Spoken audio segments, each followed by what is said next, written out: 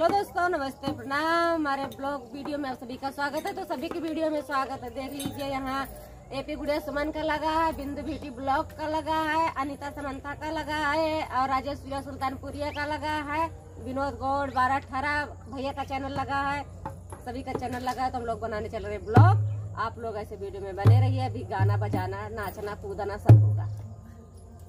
भौजी के भाई